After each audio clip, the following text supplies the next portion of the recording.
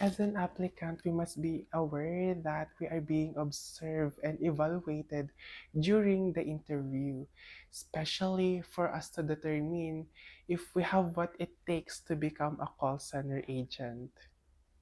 Remember, thousands of applicants are dreaming for this position, but only few person or applicants are being chosen. Today, I'm going to elaborate the red flags or why most of the applicants are failed to pass their interview, as well as to give you my tips and my advice about passing the interview. So without any further ado, let's go jump right to it.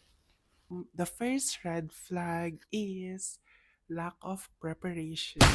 Yes, why? Because it creates an impression that we are lazy, that we are unprofessional, and also that we are not interested for this job position. Why? Because hindi ka nag-prepare for this interview. So, anong magiging impression mo? So, ang magiging impression mo is hindi maganda. Yes, and also having lack of preparation can create anxiety, low self-esteem, as well as yung shaking and yung pagbubulol. Kasi ganun ako. If ever na hindi ako prepared, mararamdaman mo sa boses ko na nagsha-shake siya and minsan pa nga nabablangko ako. And hindi lang sa boses, syempre sa kamay din. Parang natatakot ako eh. Why? Because I don't have any preparation. It has a very huge impact when we're applying for a call center. So preparation talaga is a must. Especially if you don't have any preparation, I think 101% talaga na magfe-fail ka because wala kang masasagot, mabablangko ka. You don't do any research. And also, if ever man na may masagot ka, I, f- I feel or the interviewer feels that, oh, she didn't take it seriously. The answer, medyo malayo, diba? So, preparation is a must. So, my number one tip here is preparation. Yeah, because why?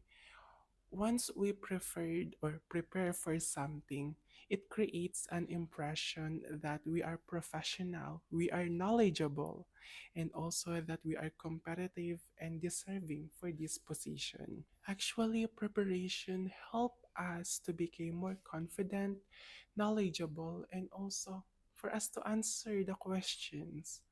So, what kind of preparation nga ba yung sinasabi ko? Preparation like doing some research, like watching TikToks, vlogs, YouTube like this about call center, and also preparing your documents such as SSS, Pag-ibig, or any government IDs. And also yung mga interview questions, right?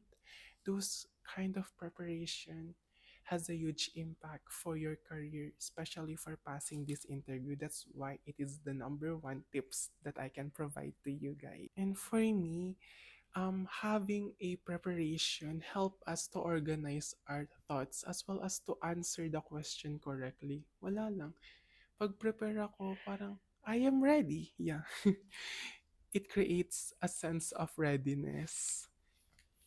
The second red flag is the mental block and the dead air. Lagi yun magkasama ha, kasi isipin mo, pag na mental block ka, ayan nga, hindi ka makasagot na mental block ka. So, it creates an awkward moment of silence. That's what we call dead air. Okay? In a long period of time. So, it's a very red flag. Why? Because it creates an impression that you're not fully prepared, that you are an absent-minded person, and you are zooming out. Like, nasan ka? Ba't lumilipad ka? Diba? Pag tumahimik ka bigla. Or it creates an impression na, oh, she didn't made any preparation. he or she didn't know the answer, diba? So that's the very red flag. Yeah, for example na lang, tinanong ka ng interviewer, so why should we hire you among the other applicants, Mr. Espejo? Oh, tapos hindi ako nakasagot, 30 seconds na, more than. Iko-call out yung pangalan mo. They will gonna call you out, hey, Mr. Applicant, are you still with me? Hindi na naman ako sumagot. For example. So, parang magagalit na si interviewer. Sasabihin niya, you know what, Mr. Espejo, we appreciate your dedication. However, we need to proceed to another part of the application without you. We regret to inform you that you did not pass this interview. We're gonna move on to the next applicant. Thank you.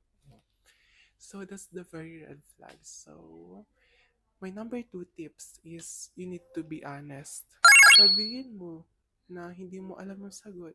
It never crossed in your mind. Pwede ka naman maging honest. Pwede mong sabihin na hindi mo talaga alam yung sagot. Tapos, anuhin mo na lang. Sabihin mo kung ano yung nasa isip mo. So, that for example, tinanong ka, why should we hire you among the other applicants? So, you need to answer it truthfully. Yeah, you need to be true to yourself. Sabihin mo, honestly, this question never crossed in my mind because I did not focus to the other applicants about their educational attainment, skills, and talents because it creates an anxiety with me. If I focused with them, it creates a comparison to myself because I'm only 19 years old with no experience and I don't want that to happen. So what I did is instead of focusing to them, I focus to myself. I work hard to my English communication skills. I do some preparation in order for me to ace this job interview. You know what? I never wanted them to fail. I wanted them to get this job as well. So if you ask me why should you hire me, um, I'm a very passionate, committed, and hardworking person. But I want you to hire them as well because we are different. We offer different things, and I believe that we deserve this job. We all deserve it. Oh, diba ganun lang? Sasabihin mo lang yun. Mag-impromptu ka na lang. Wala namang mali pag naging honest kay I believe that you will never go wrong when you are honest. Inaantok na ako. And my number three red is the fillers. So what is the fillers? Ayun yung mga words na ginagamit natin to fill the silence. Like, like kunwari tinanong ka, um, why should we hire you? You should hire me because, diba? May, may sound. Ayun yung mga fillers. Actually, that fillers is one of the red flags. Alam ko, nagka-count sila na like, ano lang, 0 to 3. Ayun lang yung pwede mong maging fillers sa loob ng interview. Kasi if you exceed 3 fillers, wala na. Parang failed ka na. So please wag because it creates an impression again that you are lack of preparation and also you are uncertain about the things that you're about to say. Like, ay, nag-iisip pa siya. So, my tips is, yeah, the number 3 tips is to pause or to stop before you speak. Like, tatanungin ka, why should we hire you? You should hire me because I'm a hardworking, passionate, and o diba? Parang yung sagot ko may impact. Nag-pause ako din ng mga 3 seconds. Why? For me, if you paused or you stop speaking a little bit before you answer the question, it creates an impression that, oh, she's thinking. Oh, he's know what he's doing. 'Di ba? Parang ang powerful. Like, you need to pause a little bit. Pag nag-pause ka before you answer the question, parang, uy, pinag-isipan niya talaga ng mabuti yung isasagot niya. 'Di ba? Parang ang gandang pakinggan. And also, it gives you time na makapag-isip kung ano nga ba yung sasabihin mo. You don't need to rush things, especially when on the interview. So please be mindful. You need to be clear, concise, and direct to the point. So that is why you need to pause. Okay lang yun. Huwag kang kabahan pag magpo-pause ka. Take your time to answer your interview questions. Okay? Guys, pang ilan na to? Pang lima na ba? So yes, so ang panglimang red flags natin is using vernacular language or words. Ano nga ba yun? Ay yung paggamit natin ng po, opo, at ano, or any words of Tagalog, okay? But most common use is yung po at opo. Normally ako, minsan if someone will ask me, especially on the interview, they will gonna ask, before sinasabi ko, yes po ma'am. Though na hindi siya masama sa culture natin, especially I'm proud of it na we use po at opo just for us to show respect and manners to our elders or to someone or to anyone, right? But here in the interview, I'm afraid that we don't need to use po at opo anymore once we're doing the interview, okay? Because we need to keep the conversation professional as well as clear. I know na ang po at opo ay mabuti, pero ilagay natin sa tama, hindi siya mabuti sa interview. It's a red flag. So, my tips number 5 is don't use po at opo while in the interview. But after that, you can use it to do some conversation to your relatives, families, and your friends. Next red flag is a very confidential topic. The red flag is self-pity, paawa effect, or paawa attitude. To be honest, ang hirap niya i-explain and parang hindi ko nga siya kaya explain why. Because lahat tayo may mga sad story behind of the reason of this application. Karamihan sa atin, breadwinners, unfortunate, and not privileged. Yes, karamihan din sa call center. Sobrang bata, nagtrabaho na. Remember me? I was 19 years old when I was applying here for a call center company. And look at me now. I'm 21 years old. Don't get me wrong, hindi ako nagpaawa no na because I know the red flags already. But imagine, sasagot ka ng question, hindi mo alam yung sagot. Like, itatanong sa'yo, why should we hire you? Tapos, hindi ka prepared. Hindi mo alam yung sasabihin mo. Then, there's a realization na mangyayari na, oh my God, kailangan ko to ng trabaho to. Lahat ng mga malulungkot na pangyayari, parang magpa-flashback. Tapos mapapasagot ka ng, you know what, I really don't know the answer but I need this job because I'm a breadwinner. I need to fund my school. I need money. Like, I need this job so much because of my story. O diba, lahat tayo may iba-ibang storya. For the interviewer, that's a no.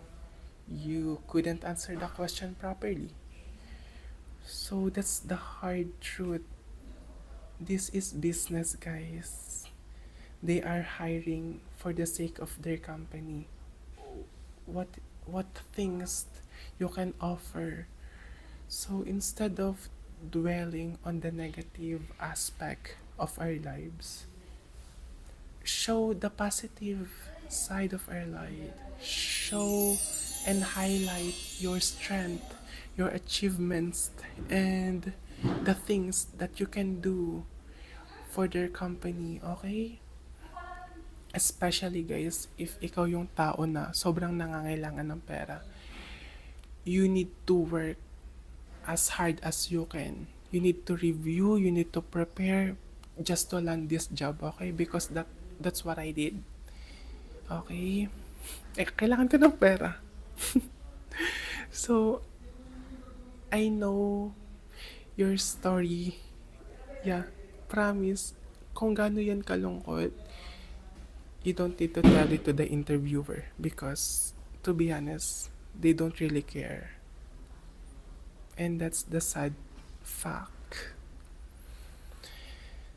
Sana na-explain ko siya ng maayos na wag natin gamitin yung sitwasyon natin. I hope na-gets niyo siya kahit medyo complicated yung topic na yun. So, ang pinaka-last na red flag. Ito na, huli na tayo guys. Student, guys. That's the red flag, okay? Student. Why? Because student have different attention. And here at a call center or any company, especially in the BPO, they don't want to hire any students here.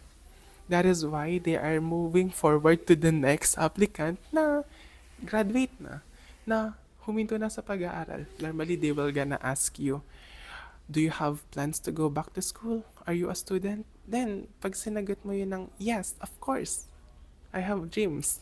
I want to go back to school.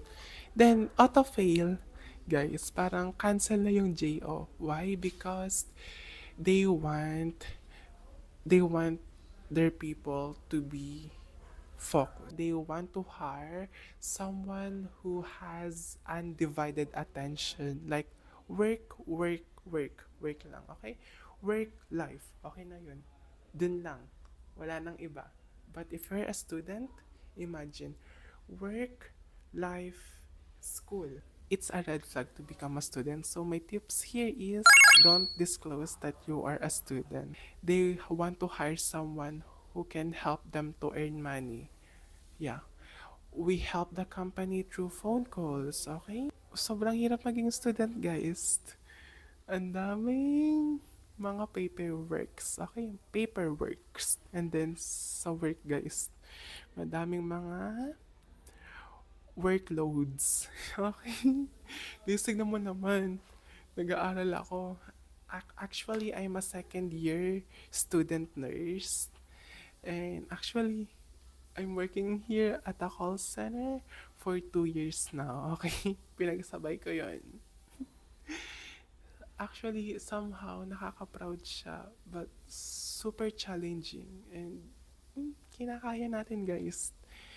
So, I hope you learn something and yung mga red flags na yan, ha? Ayusin nyo.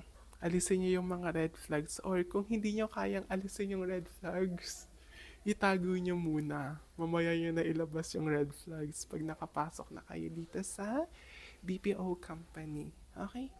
I hope you learn something about this video. Okay? And kung nagustuhan nyo yung video na to, guys, I really appreciate you. Thank you so much. So, bye na guys. Ingat kayo always.